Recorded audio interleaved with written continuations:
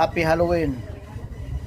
May gusto na akong ipakita sa inyo na isang klase ng muffins na tinatawag kong orange muffins. So ayan. So ang ginagamit ko po dito ay yung orange na nasa bottle. No, pwede kayong gumamit ng royal or orange. Ayan. So ito na po yun. Yan. Orange na orange. O, diba? Yellow. Pero yellow ang kulay niya, pero kasi nilagyan ko ito ng kaunting kulay na yellow. Kaunti lang naman.